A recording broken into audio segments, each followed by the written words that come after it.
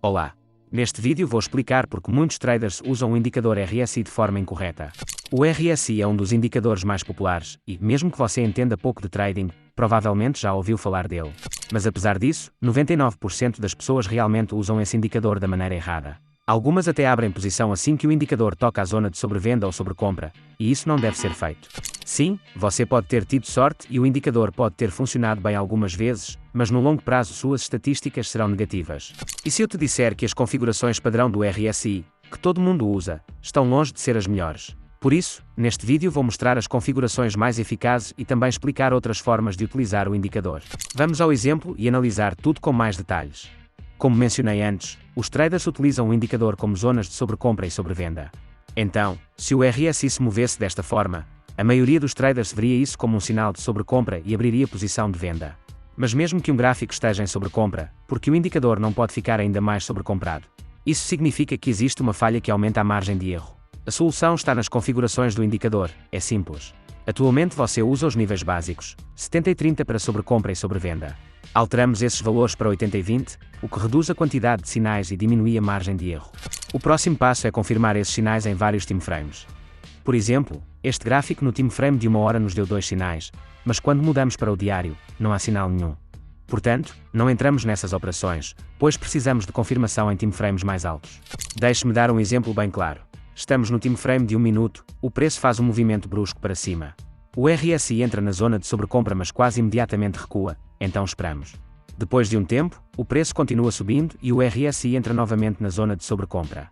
Em seguida mudamos para o gráfico de 5 minutos e vemos que o indicador acabou de fechar acima de 80, esse é o primeiro sinal de confirmação. Depois verificamos o timeframe de 15 minutos e vemos que o RSI também está na zona de sobrecompra. Isso nos agrada.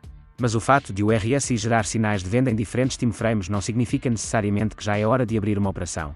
Ainda precisamos de uma confirmação mais forte. Uma forma de fazer isso é adicionando confirmação por padrões de candles. No gráfico vemos um padrão de engolfo de baixa.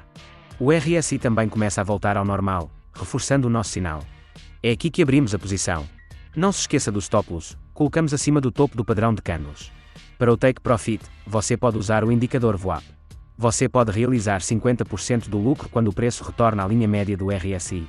Depois, os outros 50% eu realizaria quando o preço retorna ao VWAP.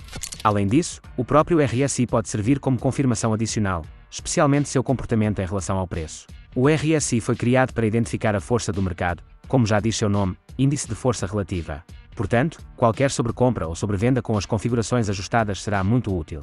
Vamos ao gráfico. Como você já deve ter imaginado, usaremos a divergência e a convergência entre o indicador e o preço. Como pode ver aqui, o indicador no gráfico de 5 minutos está na zona de sobrevenda. Depois buscamos confirmação em um timeframe maior, abrimos o gráfico de 15 minutos, e o RSI continua abaixo de 20. Esse é o nosso primeiro sinal de confirmação. Algum tempo depois, o preço cai novamente. Mas se observar com atenção, notará que o preço diverge do indicador. Enquanto o preço continua caindo, o RSI começa a sair da zona de sobrevenda, isso indica a saída da condição de sobrevenda. Portanto, abrimos posições de compra com confiança.